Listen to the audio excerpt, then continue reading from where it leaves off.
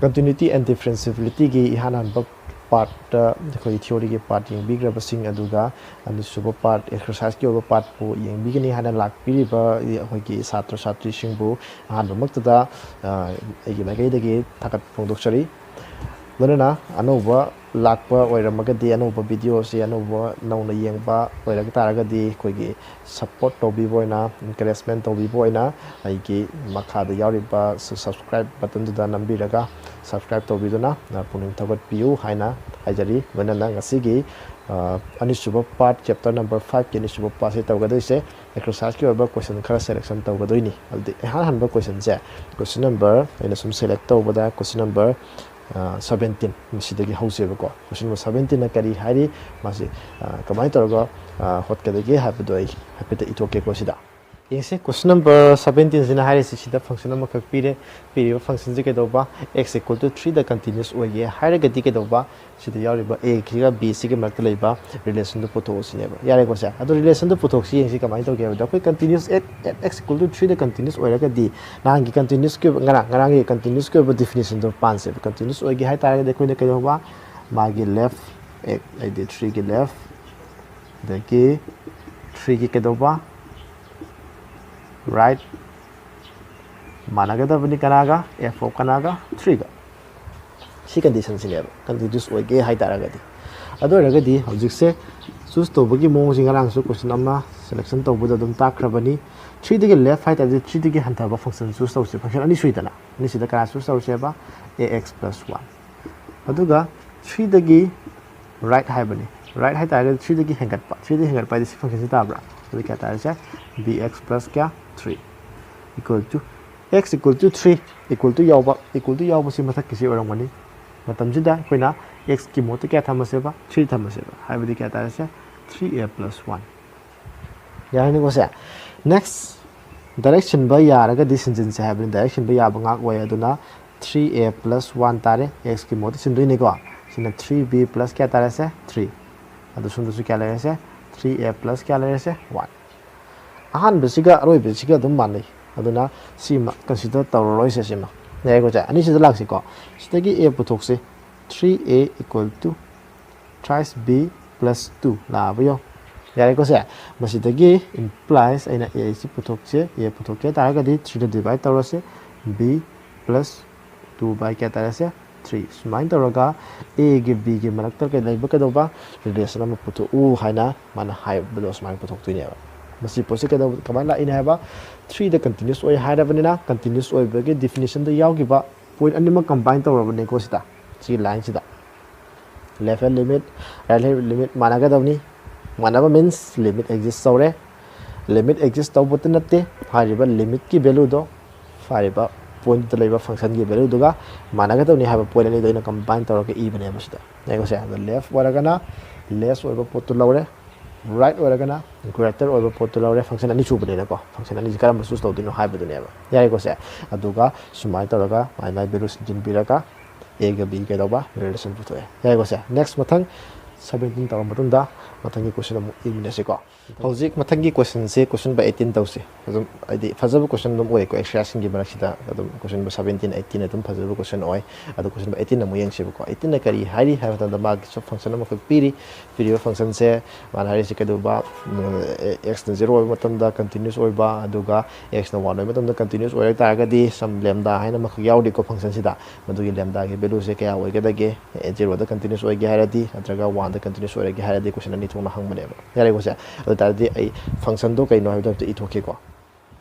yengse question number 18 sida lere mana pi function do sini mana is aham question ani thong hotoi ni aham bala x equal to 0 da continuous oi ge haraba aduga x equal to kya da 1 da ani thong hangi ni ko 0 da oi ge tara ga din mati masidi yaw ba lambda si ge value si kya oi ge da ge sin hojik ki do ko mamangi question 17 do ga sa mane aham bada 0 gi de yengse ba ko 0 da continuous oi ge tara ga di mana ji ke do ba limit x tends to 0 ge left da label limit ne mana ga da bani limit x tends to 0 right label limit mana ga da bani adu kana go mana ga da ba f of 0 si ga mana ga da ne ha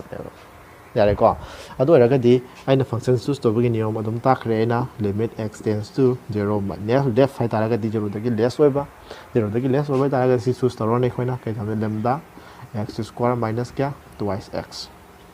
equal to limit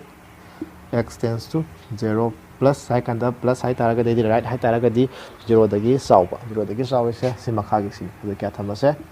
4x plus 1 aduga f of 0 0 manaba 0 ga manaba di sini ko adu taraga di 0 ga manaba pa da riba si ki function si da kai doba lambda sorry x ke mohta kai thamane ba 0 thamane ba yai ko se adu taraga di sira x ki mohta 0 thamane lambda am thamase ko adu x ki mohta 0 taraga di 0 square minus 2 into kya 0 hai la akhani yare ko se hojik direct direction below ne yai sinjin che jo lambda thamani 0 square minus 2 into 0 la a equal to 0 sinjin se 4 into 0 plus 1 plus lambda sorry equal to lambda into 0 hai la yai ko se hojik se ene sum ubada si ga si matai si ga sai do mai do manai makoi ni si adi makoi ni sum dam su star sum lambda into kya thamase 0 sum kya tare 1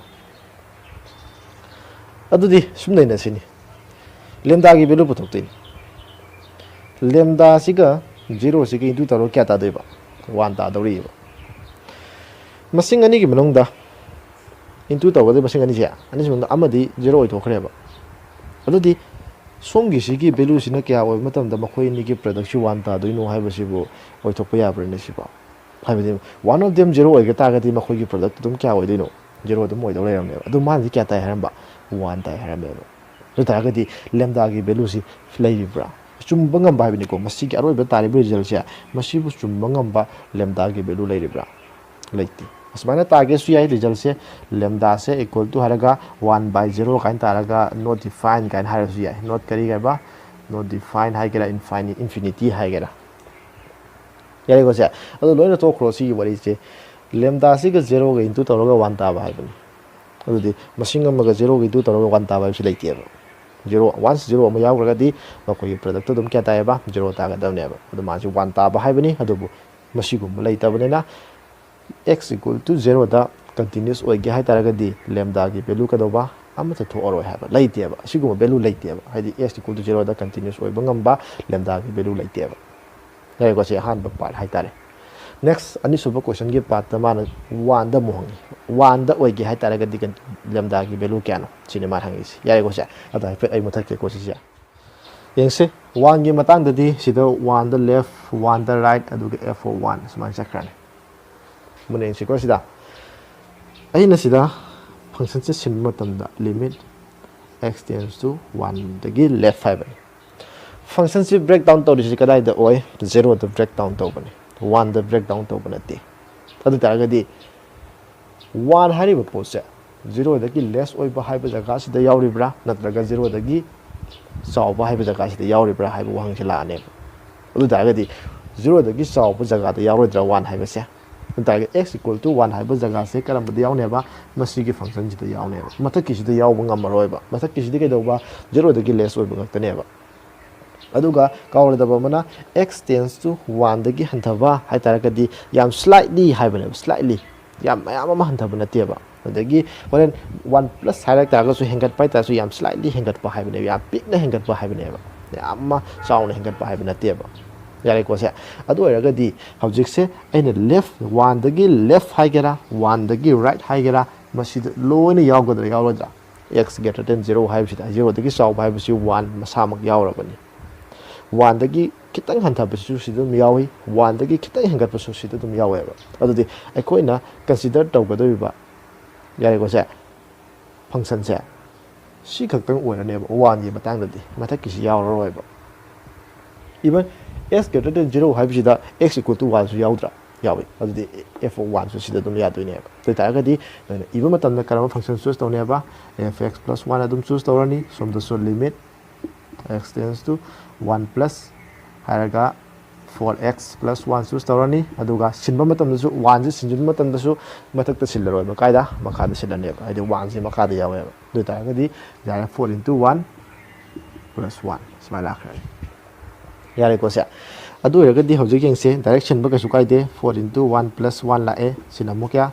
4 into kya sorry ai lem sorry 4 into 1 plus 1 equal to 4 into 1 plus 1 yeng sine sida tarai ba result khudi mo loina kya ta se shun su 5 shi su kya 5 sisu kya 5 sisu kya 5 yoni aina iraiba result mayam se masi ki lambda si go ba amata yawbra yawde haibadi masi da depend tawde ba 1 da continuous oige hairagadi function sine ko function si 1 da continuous oige hairagadi ke do ba lambda si da depend tawram dreba mathak da leiba function se masi da depend tawde subna gi makha da leiba function loina 5 equal to 5 lakcha reba sida lambda ge bo wari ke em ta yawde ba man hairis masina haining si ke do ba masi gi function se lambda gi value na oining ba oisano oining ba lambda gi value oiram sunu for any value of lambda ye go se sining ba value sinjanu lambda da depend tawde haibni ko oisano function si ke do ba continuous oiba 1 da continuous oiba doi tara gadi lambda gi value kya da 1 da continuous oiba ngam ga da gen hang tara gadi kai khum tare ba oining ba value oiba da 1 da dum continuous oiba maram da depend tawde ba lambda gi wari kem ti yawde ba garani ko se sumai tawraga question number 18 zero sindeba han bagi dona lambda gi value leche ani subagi sine ke do ba for any value of lambda ha wai da lak tu ne ba garani ko se adu ga mathang karam question selection do ba ya ke do mi na si ko ado question si yam me du yamane na ai pulaba ma hot pagi khudong sa si tasina leitre yam de video oi bane ko yam khoi yam sang video ham de oi ne yeng da su boring yam su ne ko aduna ai question makha ta ba di hojiki ani suba page na ta ba hom suba page ai ta exercise ki hom suba page da ai question hom khutang ga hot ki hom ji kya kya no ha ba da in sum khan gat pa da question number 26 ne question number 30 ne ado question number 32 ne ya ko se masi hom ji holaga masi gi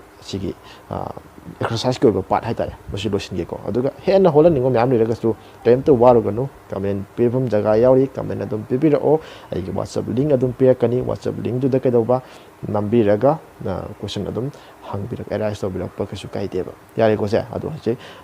ai na khanga pa question jing do am hola se ba ya ni ko ahan bada question number kya 26 han ho se ya ko se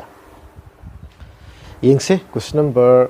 26 na hari si sida function ama khak pire masi function se at pi by 2 sida ke do ba continuous oiba ndo ta continuous oi ta ga de mai se ke value photo sin ya ko se adu yengse continuous oi ba ta ding sa khoi kai hai gi ba ko ge ke limit x tends to pi by 2 fx and left right am ta higher oi gi ko equal to f of kana 5 by 2 and left right height da bagi maram am ta yeng thok se kesu kai de nang left right hola ga su kita yauri ba function breakdown to ri ba mong se pi by 2 dagi less oi ba pi by 2 dagi greater oi ba pi by 2 ka manna ba haina breakdown to bana te ba pi by 2 ga manna ba ba ga pi by 2 ga manna da ba pi by 2 ga manna da ba hai ba jaga si da ne ba ke do ba khoina left su yaure kana su yaure right su hai han tha bu su yaure hengat bu su yaure pi by 2 ga pi by 2 de kitang han tha bu su yaure kitang han tha ga di manna roi kita hengat ka su ka do ba manna roi aduna left right to hot care su ka chukai de ke go se left ka right ka the best or hot care su ka chukai de sumana direct wena ira su ka chukai de limit hai limit low hai ne ko limit tu ga function value ga mana ga dam ni hai ne yare go se ado da ga di hoji yeng se limit x tends to pi by 2 tends to hai ta ga di mana da ba yam slightly khara khena ba hai ba sense tu ne ko da ta slightly khena ba ta ga si function je oidra hai di mana da ba hai ba case oi do ne yare go se da ibu ma tan kala ira se ba k cos x by pi minus twice x equal to si pi by 2 ga mana ba hai ne pi by 2 ga mana di kya ta re se 3 ta re yeng si ko sigi matung da aina nang sai kai tawra lai si kai do ba x ki mohota si sinba matam direct sinjen ba yar ga di sinjel lo hai bani ado sillaga yeng sini x ki mohota pi by 2 sillaga di pi by 2 ga di 2 duga sigi 2 si kesel sakra pi minus pi makha 0 ta hobra makha 0 ta di define to ba ko bra ne to de aduna kai do ba direct sinjen ba yar roi ba yai go se matam si dani ekoi na kai do ba left hand limit right hand limit ki concept pan gera natraga kai do ba koi gi si x tends to kai do ba pi by 2 ꯍꯥꯏꯔꯝꯕꯁꯦ ꯑꯩꯈꯣꯏ ꯀꯩꯗꯧꯕ h tends to 0 ꯀꯥꯏꯅ ꯑꯣꯟꯊꯣꯛꯑꯒ ꯍꯥꯏꯗꯤ class 11ꯗ ꯂꯣꯏ ꯇꯝꯈ꯭ꯔꯕꯅꯤꯀꯣ ꯃꯁꯤꯒꯤ ꯀꯃꯥꯏꯅ ꯇꯧꯔꯒ ꯁꯤꯒꯤ ꯃꯈꯥ 0 ꯂꯥꯛꯄ ꯃꯇꯝꯗ ꯗꯤꯐꯥꯏꯟ ꯗꯥꯏꯔꯦꯛ ꯁꯤꯟꯕ ꯌꯥꯗꯕ ꯃꯇꯝꯗ ꯀꯔꯤ ꯀꯔꯤ ꯇꯧꯒꯗꯒꯦ ꯍꯥꯏꯕꯁꯤ ꯂꯣꯏꯅ ꯑꯣꯜꯔꯦꯗꯤ ꯀ꯭ꯂꯥꯁ 11ꯗ ꯇꯝꯈ꯭ꯔꯕꯅꯤꯀꯣ ꯃꯗꯨ ꯈꯪꯗꯕ ꯌꯥꯎꯔꯒꯁꯨ ꯀ꯭ꯂꯥꯁ 11ꯒꯤ ꯑꯣꯏꯕ ꯇꯣꯉꯥꯟꯅ ꯁꯦꯝꯕ ꯌꯥꯔꯤꯕ꯭ꯔꯥ ꯑꯗꯨꯝ ꯌꯦꯡꯃꯤꯟꯅꯁꯤꯀꯣ ꯑꯗꯣ ꯌꯦꯡꯁꯤ ꯍꯧꯖꯤꯛꯀꯤꯗꯤ ꯀꯩꯗꯧꯕ ꯑꯩꯈꯣꯏ ꯁꯨꯃꯥꯏꯅ ꯇꯧꯁꯤ ꯂꯦꯐ ꯔꯥꯏꯠ ꯍꯣꯠꯀꯦꯁꯨ ꯀꯩꯁꯨ ꯀꯥꯏꯗꯦ ꯁꯨꯃꯥꯏꯅ ꯅꯣꯏꯅ ꯇꯨꯀꯥꯏꯕ ꯍꯥꯏꯇꯥꯔꯦ ꯉꯁꯥꯏꯒꯤ ꯃꯀꯣꯛꯇ ꯇꯧꯔꯁꯨ ꯑꯗꯨꯝ ꯀꯩꯁꯨ ꯀꯥꯏꯗꯦꯀꯣ ꯂꯦꯐ ꯔꯥꯏꯠꯁꯤ ꯍꯣꯠꯂꯨꯔꯅꯨ ꯑꯩꯈꯣꯏꯗꯤ ꯀꯃꯥꯏꯅ ꯇꯧꯁꯦꯕ limit h tends to kana 0 ꯑꯣꯏꯅ ꯑꯣꯟꯊꯣꯛꯑꯕ ꯍꯥꯏꯗꯤ x tends to pi by 2 say h tends to kana ꯑꯣꯟꯊꯣꯛꯑꯕ 0 ꯑꯣꯟꯊꯣꯛꯑꯕ ꯃꯇꯝꯁꯤꯗ x ꯒꯤ ꯃꯍꯨꯠꯇ ꯀꯅꯥꯅꯣ ꯁꯤꯟꯈ꯭ꯔꯤꯁꯦ h tends to 0 ꯑꯣꯟꯈꯤꯕꯅꯤ ꯑꯗꯨꯒꯤ ꯃꯇꯝꯁꯤꯗ ꯅꯣꯏꯅ ꯇꯧꯗꯣꯏꯁꯦ k ꯍꯥꯏꯔꯦꯗꯅ k ꯁꯨꯃꯥꯏꯅ ꯇꯧꯁꯦ ꯑꯗ ꯀꯩꯁꯨ ꯀꯥꯏꯗꯦ ꯇꯧꯔꯁꯤ cos ꯍꯥꯏꯔꯦꯗꯅ ꯑꯗꯨꯒ x ꯒꯤ ꯃꯍꯨꯠꯇ ꯌꯦꯡꯁꯤꯀꯣ x ꯒꯤ ꯃꯍꯨꯠꯇ pi by 2 plus h ꯍꯥꯏꯅ ꯁꯤꯟꯁꯦ divided by pi minus twice pi by 2 plus kana h equal to kya 3 ꯃꯨꯟꯅꯦꯡꯁꯤꯀꯣ x ꯁꯤꯒꯤ ꯖꯒꯥꯗꯅ h tends to 0 ꯑꯣꯟꯊꯣꯛꯈ꯭ꯔꯦ ꯑꯗꯨꯒ ꯁꯤꯗ ꯂꯩꯔꯤꯕ ꯁꯣꯝꯗ ꯑꯣꯟꯊꯣꯛꯑꯕꯅꯤꯅ ꯁꯣꯝꯗꯁꯨ x ꯒꯤ ꯖꯒꯥꯁꯦ pi by 2 ꯗꯨꯗ ꯍꯥꯏꯔꯤꯕ h ꯇꯨ ꯄ꯭ꯂꯁ ꯇꯧꯔꯒ ꯃꯁꯤꯒꯤ ꯀꯟꯁꯦꯞꯁꯨ ꯁꯨꯃꯥꯏꯅ ꯂꯥꯛꯄꯅꯦ ꯑꯁꯦꯡꯕꯗꯤ ꯂꯦꯠ ꯍꯥꯏꯔꯦꯗꯅ x equal to kana ꯂꯧꯕ pi by 2 plus h ꯍꯥꯏꯅ ꯂꯧꯁꯤꯜꯂꯕ ꯍꯥꯏꯗꯤ ꯑꯩꯈꯣꯏꯅ ꯁꯤꯗ ꯂꯩꯔꯤꯕ ꯄꯣꯏꯟꯁꯦ ꯃꯁꯤꯗ ꯀꯩꯒꯨꯝꯕ h ꯍꯥꯏꯕ ꯚꯦꯂꯨ ꯑꯃ ꯄ꯭ꯂꯁ ꯇꯧꯁꯤꯜꯂꯒ ꯂꯧꯁꯤꯜꯂꯕ s ꯒꯤ ꯚꯦꯂꯨꯁꯦ ꯑꯗꯨꯗꯤ ꯃꯥꯅ ꯍꯥꯏꯁꯤ ꯀꯩꯗꯧꯕ x ꯁꯤꯅ tends to pi by 2 x ꯁꯤꯅ pi by 2 ꯒ ꯌꯥꯝ ꯅꯛꯅꯕ ꯃꯁꯤꯡ ꯑꯃ ꯑꯣꯏꯒꯦ ꯍꯥꯏꯔꯒꯗꯤ ꯃꯨꯟꯅꯤꯌꯣ pi by 2 ꯁꯤꯒꯤ ꯌꯥꯝ ꯅꯛꯅꯕ ꯃꯁꯤꯡ ꯑꯃ ꯑꯣꯏꯒꯦ ꯍꯥꯏꯔꯒꯗꯤ s ꯒꯤ ꯚꯦꯂꯨ ꯁꯠꯇꯤ ꯀꯅꯥꯁꯨ ꯅꯠꯇꯦ pi by 2 the h plus ꯇꯧꯕ ꯍꯥꯏꯕꯅꯦꯕ ꯑꯗꯨꯗꯤ h ꯁꯤꯅ ꯌꯥꯝ ꯆꯥꯎꯕ ꯚꯦꯂꯨ ꯑꯃ ꯑꯣꯏꯊꯣꯛꯈ꯭ꯔꯒꯗꯤ h ꯁꯤꯅ ꯌꯥꯝ ꯆꯥꯎꯕ ꯚꯦꯂꯨ ꯑꯃ ꯑꯣꯏꯈ꯭ꯔꯒꯗꯤꯀꯣ s ꯒꯤ ꯚꯦꯂꯨꯁꯨ ꯀꯩꯗꯧꯕ pi by 2 ꯗꯒꯤ ꯃꯌꯥꯝ ꯆꯥꯎꯈꯠꯄ ꯚꯦꯂꯨ ꯑꯃ ꯑꯣꯏꯈꯤꯔꯣꯏꯗ꯭ꯔꯥ ꯑꯩꯈꯣꯏꯅ ꯄꯥꯝꯃꯤꯁꯤꯗꯤ ꯀꯩꯗꯧꯕ pi by 2 ꯒ ꯌꯥꯝ ꯅꯛꯅꯕ ꯃꯁꯤꯡ ꯑꯃ ꯄꯥꯝꯕꯅꯦꯕ x tends to pi by 2 x tends to pi by 2 ꯑꯣꯏꯒꯦ ꯇꯥꯔꯒꯗꯤ pi by 2 ꯗ ꯄ꯭ꯂꯁ ꯇꯧꯔꯤꯕ ꯃꯁꯤꯡꯁꯦ ꯌꯥꯝ ꯄꯤꯛꯄ ꯃꯁꯤꯡ ꯑꯃ ꯑꯣꯏꯕ ꯊꯣꯛꯇꯕ꯭ꯔꯥ ꯃꯔꯝꯗꯤ ꯃꯉꯣꯟꯗ pi by 2 ꯗ ꯈꯔ ꯆꯥꯎꯕ ꯃꯁꯤꯡ ꯑꯃ ꯄ꯭ꯂꯁ ꯇꯧꯔꯒꯗꯤ pi by 2 ꯒ ꯅꯛꯅꯕ ꯃꯁꯤꯡ ꯇꯥꯔꯔꯣꯏ ꯃꯉꯣꯟꯗ ꯃꯌꯥꯝ ꯆꯥꯎꯕ ꯅꯠꯇ꯭ꯔꯒ ꯃꯉꯣꯟꯗ ꯈꯔ ꯃꯌꯥꯝ ꯄꯤꯛꯊꯕ ꯃꯁꯤꯡ ꯑꯃ ꯇꯥꯊꯣꯛꯈ꯭ꯔꯅꯦꯕ ꯅꯦꯒꯦꯇꯤꯚ ꯍꯩꯁꯦ ꯅꯦꯒꯦꯇꯤꯚ ꯂ ꯄꯣꯖꯤꯇꯤꯚ ꯑꯩꯈꯣꯏ ꯈꯪꯗꯦ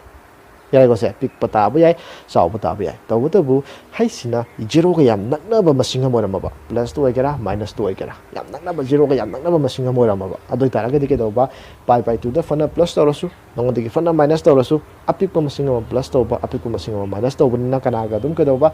pi by 2 ꯁꯤꯒꯤ ꯌꯥꯝ ꯅꯛꯅꯕ ꯃꯁꯤꯡ ꯑꯗꯨꯝ ꯇꯥꯔ ꯂꯩꯅꯦꯕ s ꯒꯤ ꯚꯦꯂꯨꯁꯦ ꯑꯗꯨ ꯑꯣꯏꯇꯥꯔꯒꯗꯤ ꯃꯇꯝꯁꯤꯗ hꯁꯨ ꯀꯅꯥꯗ ꯇꯦꯟꯁ ꯇꯧꯒꯗꯕꯅꯦ ꯍꯥꯏꯕ 0ꯗ ꯇꯦꯟꯁ ꯇꯧꯒꯗꯕꯅꯦꯕ ꯍꯥꯏꯗꯤ 0ꯒ ꯌꯥꯝ ꯅꯛꯅꯕ ꯃꯁꯤꯡ ꯑꯃ ꯑꯣꯏꯒꯗꯕꯅꯦꯕ ꯄ꯭ꯂꯁ ꯇꯧꯔꯤꯕ ꯅꯠꯇ꯭ꯔꯒ ꯃꯥꯏꯅꯁ ꯇꯧꯔꯤꯕ ꯄꯣꯠꯁꯦ ꯄ꯭ꯂꯁ ꯇꯧꯕ ꯍꯥꯏꯁꯦ ꯑꯩꯅ ꯍꯥꯏꯁꯤ ꯌꯦꯡꯉꯣ h tends to 0 ꯍꯥꯏꯕꯁꯦ 0ꯗꯒꯤ ꯆꯥꯎꯒꯅꯤ 0ꯗꯒꯤ ꯄꯤꯛꯀꯅꯤ ꯍꯥꯏꯕ ꯋꯥꯔꯤ ꯇꯣꯉꯥꯟꯅ ꯐꯤꯛꯁ ꯑꯣꯏꯕ ꯌꯥꯎꯗꯦ ꯆꯥꯎꯕ ꯌꯥꯏ ꯄꯤꯛꯄ ꯌꯥꯏ ꯑꯗꯣ ꯆꯥꯎꯕ ꯑꯣꯏꯒꯦꯔꯥ ꯄꯤꯛꯄ ꯑꯣꯏꯒꯦꯔꯥ 0ꯒ ꯌꯥꯝ ꯅꯛꯅꯅ ꯆꯥꯎꯒꯗꯕꯅꯤ 0ꯒ ꯌꯥꯝ ꯅꯛꯅꯅ ꯀꯩꯗꯧꯕ ꯄꯤꯛꯀꯗꯕꯅꯦꯕ ꯑꯗꯨ ꯄꯤꯛꯄ ꯍꯥꯏꯗꯤ ꯅꯦꯒꯦꯇꯤꯚ ꯂꯥꯛꯑꯅꯤꯗꯅ ꯑꯗꯨ ꯃꯇꯝꯗꯨꯗ 0ꯒ ꯌꯥꯝ ꯅꯛꯅꯕ ꯃꯁꯤꯡ ꯑꯃ ꯄ꯭ꯂꯁ ꯇꯧꯕ ꯅꯠꯇ꯭ꯔꯒ ꯃꯥꯏꯅꯁ ꯇꯧꯕ ꯍꯥꯏꯕꯁꯦ ꯑꯗꯨꯝ ꯀꯩꯗꯧꯕ ꯍꯥꯏꯕꯗꯤ ꯏꯁꯝ ꯁꯝꯅ ꯈꯜꯂꯣꯅꯤ 2ꯗꯒꯤ ꯃꯥꯏꯅꯁ 0.001 ꯃꯥꯏꯅꯁ ꯇꯧꯒꯅꯤ 2ꯒ ꯌꯥꯝ ꯅꯛꯅꯕ ꯃꯁꯤꯡ ꯑꯗꯨꯝ ꯇꯥꯔꯣꯏꯗ꯭ꯔꯥ 2ꯗ ꯄ꯭ꯂꯁ 0.001 ꯄ꯭ꯂꯁ ꯇꯧꯒꯅꯤ ꯁꯤꯁꯨ 2ꯒ ꯅꯛꯅꯕ ꯃꯁꯤꯡ ꯑꯗꯨꯝ ꯇꯥꯔꯣꯏꯗ꯭ꯔꯥ ꯑꯩꯅ 2ꯗ ꯃꯥꯏꯅꯁ 1 ꯇꯧꯊꯣꯛꯈ꯭ꯔꯗꯤ 2ꯗꯒꯤ ꯂꯥꯞꯊꯣꯛꯈ꯭ꯔꯦꯕ ꯃꯌꯥꯝ ꯑꯃ ꯌꯥꯝ ꯅꯛꯅꯕ ꯃꯁꯤꯡ ꯑꯣꯏꯗꯦꯕ ꯑꯗꯨ ꯇꯥꯔꯒꯗꯤ ꯄ꯭ꯂꯁ ꯇꯧꯔꯤꯕ ꯀꯩꯗꯧꯕ ꯃꯥꯏꯅꯁ ꯇꯧꯔꯤꯕ ꯄꯣꯠꯁꯤ ꯃꯥꯏꯅꯁ ꯇꯧꯔꯕ ꯃꯇꯨꯡꯗ ꯄ꯭ꯂꯁ ꯇꯧꯔꯕ ꯃꯇꯨꯡꯗ ꯍꯥꯏꯔꯤꯕ 2 ꯁꯤꯒꯤ ꯌꯥꯝ ꯅꯛꯅꯕ ꯃꯁꯤꯡ ꯑꯃ ꯑꯗꯨꯝ ꯐꯪꯒꯦ ꯇꯥꯔꯒꯗꯤ ꯄ꯭ꯂꯁ ꯇꯧꯔꯤꯕ ꯃꯥꯏꯅꯁ ꯇꯧꯔꯤꯕ ꯄꯣꯠꯁꯦ 0ꯒ ꯌꯥꯝ ꯅꯛꯅꯕ ꯃꯁꯤꯡ ꯑꯃ ꯑꯣꯏꯒꯗꯕꯅꯦꯕ ꯃꯔꯝ ꯑꯗꯨꯅꯅꯤ ꯀꯩꯗꯧꯕ h tends to 0 ꯍꯥꯏꯅ ꯑꯣꯟꯈ꯭ꯔꯤꯁꯦ ꯌꯥꯔꯦꯀꯣ ꯁꯦ ꯀ꯭ꯂꯥꯁ 11ꯒꯤ ꯑꯗꯨꯝ ꯍꯜ ꯂꯩꯔꯦꯀꯣ ꯁꯤꯁꯦ ꯀ꯭ꯂꯥꯁ 11ꯗ ꯍꯥꯏꯒꯗꯧꯕ ꯉꯛꯇꯅꯦꯀꯣ ꯁꯤꯁꯦ ꯑꯩꯅ ꯍꯧꯖꯤꯛ ꯀꯩꯝ ꯍꯥꯏꯗ꯭ꯔꯁꯨ ꯌꯥꯔꯕꯅꯤ ꯌꯥꯔꯦꯀꯣ ꯁꯦ ꯑꯗꯣ ꯐꯔꯦ ꯁꯨꯃꯥꯏꯅ ꯂꯥꯛꯑꯕꯅꯤꯅ ꯃꯊꯪ ꯀꯩ ꯃꯁꯤ ꯃꯈꯥ ꯀꯃꯥꯏꯅ ꯂꯥꯛꯀꯦꯗ ꯃꯨꯊꯠꯂꯒꯦꯀꯣ ꯁꯤꯁꯦ ꯌꯦꯡꯁꯦ ꯁꯤꯗꯩꯗꯤ ꯁꯤ ꯀꯃꯥꯏꯅ ꯄꯨꯊꯣꯛꯇꯣꯏꯅꯣ ꯂꯤꯃꯤꯠꯁꯤ ꯌꯦꯡꯁꯤꯀꯣ implies limit h tends to ꯀꯅꯥ ꯂꯩꯔꯁꯦ 0 ꯑꯗꯨꯗꯤ ꯀꯌꯥ ꯂꯩꯔꯁꯦ k cos sorry k ꯂꯩ ꯌꯦꯡꯁꯤ cos x plus y cos ꯀꯅꯥ x plus y ꯒꯤ ꯐꯣꯔꯃꯨꯂꯥ ꯑꯃ ꯄꯥꯁꯤꯜꯂꯦ ꯁꯤꯗ ꯌꯦꯡꯉꯨꯁꯦ cos x plus y ꯅ ꯀꯔꯤ ꯍꯥꯏ ꯐꯣꯔꯃꯨꯂꯥꯗꯣ ꯀꯔꯤ ꯍꯥꯏꯕ cos x cos y minus sin x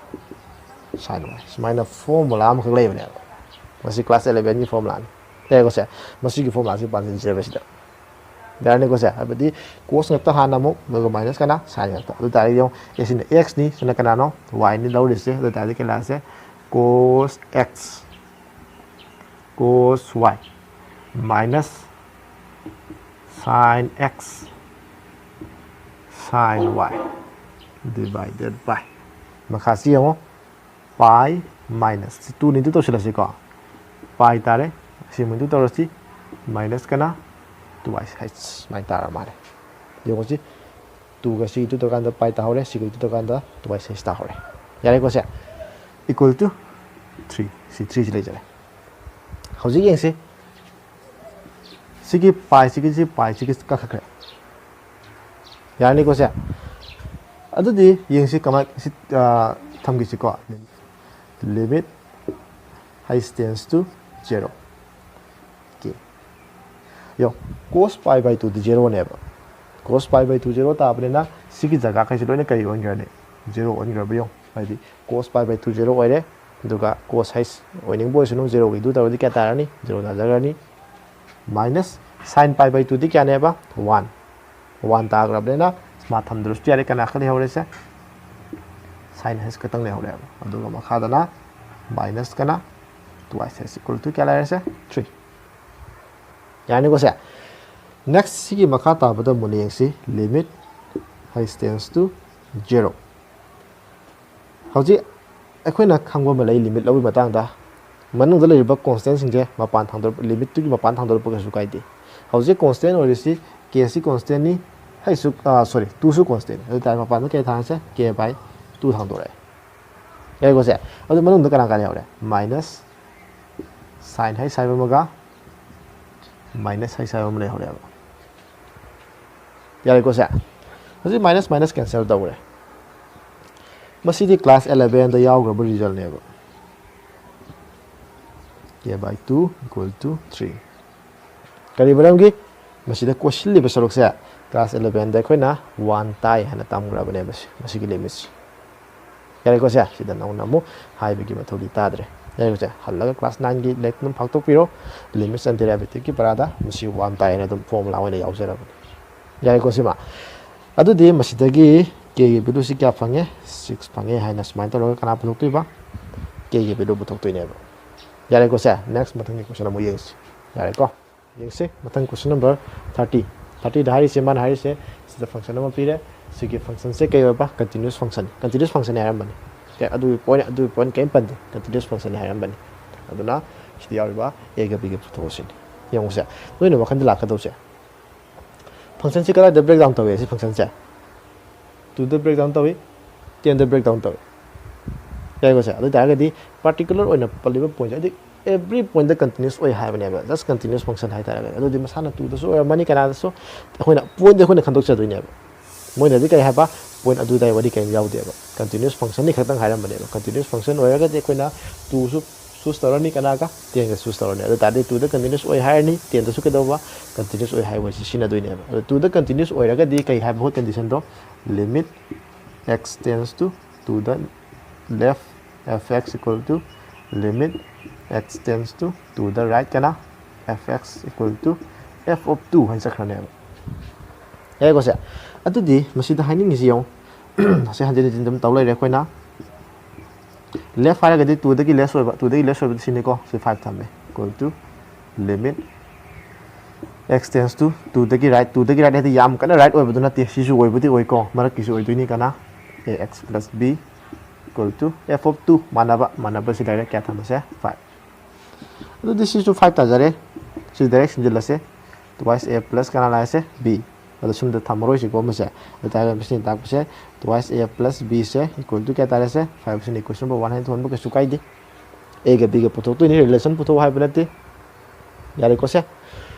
next mathang da masigi phangi ba equation number 1 se to the continuous oi hai ba si de phang ba next mathang da mo kana da continuous oi hai se ba 10 da mo continuous oi mo hai se ba ta ga de si sing jilon kai on tho se ba 10 mo on tho se ba yare ko ina si mate sakta ma ke ko mate cham sham do ke ba si ta yung equation 1 hojiki do ne sidam la jara sano hojiki do 10 do ita de si 10 dan minus mo la ni 10 da di right mo la ni du ga da ba 10 mo do ta di 10 da gi left hai ta ga da ni su function ji oi dra do kya se la se sta x plus b sila sila 10 dagi kadoba right 10 dagi right hai na 10 dagi sauba 10 dagi sauba di kana ware 21 equal to 10 ga manaba so aroi besi natra equal to yawe ko sida data ma su kya irani 21 ni se adi 21 tai am ka tan choose tawas There goes it. She take it funny say was 10 senior catarese, 10a plus kana, b say equal to catarese 21. Mr. The question number catorani 2. Nakoi, Makata was Nakoi Tabactare. The question number 2 got linear equation into variable by any method, substitution, elimination, cross multiplication, Pama method scenario Kadova, Ega big Putopia, and the swap door, swap 1 and kana, 2 swap door kana Putopia, Ega big Putokado. Yarigosea, Yam Kashulu question the team machine. Yarigosea, Matan question number 30 ga, 32 C and Toxico, 32 the Muyax. Yes, question number 32. 32 ini select or say 32 si masuk saya koi tam giba theory patu da masa mo khyaw bani masuk 32 31 dagi 33 mo koi sitam ke doba manda bang trai de composition gi patu ni maram di yang wasida modulus cyber function namaka cos cyber function nama function ani sudra function ani compose tawr matung da phang pa result oi done ba smile function ani pusin le ram sing si question 31 30 du sumangai cos x square haiba ke no hai bani the x square haiba function nama ne cos cyber function namane hadi function ani ni compose of bang tane ba matam sida koina lakata point si kaino ta ga di koina si ki fx ya koina function ja ni thong thukai se ba di h x cyber maga g x cyber ma law se ba h x na masai cos x law se ba aduga g x na modulus x law se ba maram de koina flavor function si kai kaina ba modulus cyber function namaga kari ga cos cyber function namaga di tong an law se le Yeah, go say. I do the Aquina, I don't mind that theory that, but I can't sit over my Shimatan hierarchy. Polynomial function could you mark? There go say, polynomial function could you mark? Continuous oil, have a Yaubani, theory part examples in Martin Yaubanico. And they get over trigonometric function da sine gumba cos gumba there go say mo question ke doba just continuous function ka ne mo si degi modulus function ke doba continuous function ne masana already koi leina ba pol ka ne ba yare ko say adu era di hoji ke doba leiri se si se modulus function ni masana continuous oi jare si ke ne ba trigonometric function ki manung da sine ke cos ki manung da ma ne ma so sine cos te dum ke doba continuous graphic ke le dum kham mo te ne ko continuous oi ba There goes it. Because generally, so Mogul Bangatan, I do not get over modulus function say continuous way, I do not z x continuous way, Aduga cos function to continuous way function, Maduna Kadova, high x Kadova, continuous way. I do not quite loud river, high s Kanaga, gs continuous way. And the continuous way function any composed over Kadova, Adum continuous way, lay high dynamic. There goes it. I do target in a quite Ibamatanda high o z igadra. Nataga GO has igadra habitun. There was other target only Mapanda function modulus natra. The modulus na call Hani is Zishina idase o kana has Giga has composed over. There was GO has at the ice o Ziani Ibia de Gobatang there. GO has the Kadova X my composed look I have a G of kana has X happen. Must chapter number 1 gidico was a composition to an open equal to G later. H x di kana gamane haba cos x adu daga di cos x thamasi yare ko hauji g haraga cos x lele gx have the modulus x high x gi mota cos x lele do daga di kelani modulus of kana cos x adu di hauji fx hariba function je atai kana su oram dreba g hariba function siga high sariba function ziga makoi ani compose tawga phang boiler me adubu g su continuous oi modulus function ni high su continuous oi cosine function ni yare ko se adu raga di continuous oi function ani compose tawbu su adum ke do continuous oi haina koi theory ke part ma kha yauge ba yare ko se adu raga di makoi ani compose tawga tariba fx hai tare misu ke do ba koi continuous already haina smile dum wahi da dum ta do ne composition gi step khara happy ramaga yare ko se yam chamba ko se ni ke su khalo no 32 su mangai na se function ani thong lo do ni cos x lo ma so cos x lo ni aduga hai gx na ke do modulus lo mu se ke lo ni x square ga lo gi do ni ma gi na mo layam re function do ni thong thukai be gi wane da aduga post toroga fo go hai sta taribra hai o g da taribra adu di chapter number 1 da mo han na yeng ra khangane ko na ka mong da compose toroga di result ta han ngam ne da chapter number 1 gi wari ne basina yare ko se adu di object se si toroga ayamba ꯑꯩꯈꯣꯏꯒꯤ ꯃꯔꯨꯑꯣꯏꯕꯁꯤꯡ ꯍꯥꯏꯗꯤ ꯑꯁꯨꯝ ꯈꯪꯒꯠꯄ ꯍꯥꯏꯗꯤ ꯈꯪꯒꯠꯂꯤꯕꯁꯤꯡꯁꯤꯅ ꯍꯥꯏꯇꯥꯔꯦꯀꯣ ꯂꯦꯝꯍꯧꯔꯤꯕꯁꯤꯡꯗꯨꯁꯨ ꯑꯗꯨꯝ ꯀꯩꯗꯧꯕ ꯍꯣꯠꯄ ꯉꯝꯅꯕꯒꯤ ꯎꯄꯥꯏ ꯑꯃꯗꯤ ꯑꯣꯏꯔꯅꯦꯅ ꯈꯜꯂꯦ ꯑꯩꯒꯤ ꯋꯥꯈꯜꯗ ꯑꯗꯨ ꯌꯦꯡꯁꯦ ꯉꯝꯃꯤꯕ꯭ꯔꯥ ꯅꯠꯇ꯭ꯔꯒ ꯉꯝꯗꯕ꯭ꯔꯥ ꯍꯥꯏꯗꯨ ꯑꯗꯨꯝ ꯌꯦꯡꯃꯤꯟꯅꯁꯦ ꯍꯣꯠꯂꯒ ꯑꯗꯨꯝ ꯇ꯭ꯔꯥꯏ ꯇꯧꯕꯤꯌꯨ ꯑꯗꯨꯒ ꯑꯃꯈꯛꯇꯪꯗꯤ ꯋꯥꯠꯂꯤ ꯀꯣꯏꯁꯟ ꯅꯝꯕꯔ 21ꯗ 21ꯗ ꯂꯩꯔꯤꯁꯤꯡꯁꯦ ꯐꯪꯁꯟꯁꯤꯡꯁꯦ ꯁꯝꯒꯤ ꯃꯑꯣꯡꯗ ꯄ꯭ꯔꯗꯛꯀꯤ ꯃꯑꯣꯡꯗ ꯂꯣꯏ ꯂꯩ ꯀꯩꯝꯇ ꯈꯜꯂꯨꯅꯨ ꯃꯗꯨ ꯂꯩꯕ ꯈꯨꯗꯤꯡꯃꯛ ꯁꯥꯏꯟ ꯀꯣꯁ ꯉꯥꯛꯇꯅꯤ ꯍꯧꯖꯤꯛꯇ ꯍꯥꯏꯒꯤ ꯁꯥꯏꯟ ꯐꯪꯁꯟ ꯀꯣꯁ ꯐꯪꯁꯟꯁꯦ ꯂꯣꯏꯅ ꯀꯩꯗꯧꯕ ꯀꯟꯇꯤꯅ꯭ꯌꯨꯁ ꯐꯪꯁꯟꯅꯦ ꯍꯥꯏ ꯑꯗꯨ ꯁꯥꯏꯟ ꯐꯪꯁꯟ ꯀꯣꯁ ꯐꯪꯁꯟꯁꯦ ꯀꯟꯇꯤꯅ꯭ꯌꯨꯁ ꯑꯣꯏꯕ ꯐꯪꯁꯟ ꯃꯁꯦꯟ ꯄ꯭ꯂꯁ ꯇꯧꯔꯁꯨ ꯀꯩꯗꯧꯕ ꯃꯈꯣꯏ ꯇꯥꯔꯛꯄ ꯁꯝꯗꯣ ꯀꯟꯇꯤꯅ꯭ꯌꯨꯁ ꯑꯣꯏ ꯃꯈꯣꯏꯒꯤ ꯄ꯭ꯔꯗꯛꯁꯨ ꯀꯩꯗꯧꯕ ꯀꯟꯇꯤꯅ꯭ꯌꯨꯁ ꯑꯣꯏ ꯃꯈꯣꯏꯒꯤ ꯀꯩꯗꯧꯕ ꯗꯤꯐ꯭ꯔꯦꯟꯁꯁꯨ ꯀꯟꯇꯤꯅ꯭ꯌꯨꯁ ꯑꯣꯏ ꯃꯈꯣꯏꯒꯤ ꯀ꯭ꯋꯥꯁꯟ ꯀꯟꯇꯤꯅ꯭ꯌꯨꯁ ꯑꯣꯏ ꯀ꯭ꯋꯥꯁꯟꯒꯤ ꯃꯇꯥꯡꯗꯗꯤ ꯀꯩꯗꯧꯕ ꯗꯤꯅꯣꯃꯤꯅꯦꯇꯔ ꯖꯤꯔꯣꯒ ꯃꯥꯟꯅꯕ ꯌꯥꯗꯦ ꯍꯥꯏꯕ ꯋꯥꯍꯩꯁꯤꯇꯪ ꯇꯥꯛꯄꯝꯃꯒ ꯀꯟꯇꯤꯅ꯭ꯌꯨꯁ ꯑꯣꯏ ꯍꯥꯏꯅ ꯑꯗꯨꯝ ꯋꯥꯍꯩꯅ ꯇꯥꯕ ꯌꯥꯕ ꯀꯣꯏꯁꯟ ꯑꯣꯏꯗꯣꯏꯅꯦꯕ ꯀꯣꯏꯁꯟ ꯅꯝꯕꯔ 21ꯁꯤꯁꯨ ꯌꯥꯔꯦꯀꯣ ꯁꯨꯃꯥꯏꯅ ꯇꯧꯔꯒ ꯃꯁꯤꯒꯤ ꯑꯅꯤꯁꯨꯕ ꯄꯥꯔꯠ ꯍꯥꯏꯇꯥꯔꯦ ꯆꯦꯞꯇꯔ ꯅꯝꯕꯔ 5ꯀꯤ ꯑꯅꯤꯁꯨꯕ ꯄꯥꯔꯠꯁꯦ ꯍꯣꯜꯂꯤꯕ ꯀꯣꯏꯁꯟ ꯈꯔꯁꯤꯒ ꯂꯣꯏꯁꯤꯟꯖꯔꯒꯦ ꯃꯊꯪ ꯑꯍꯨꯝꯁꯨꯕ ꯄꯥꯔꯠꯇ ꯃꯊꯪꯒꯤ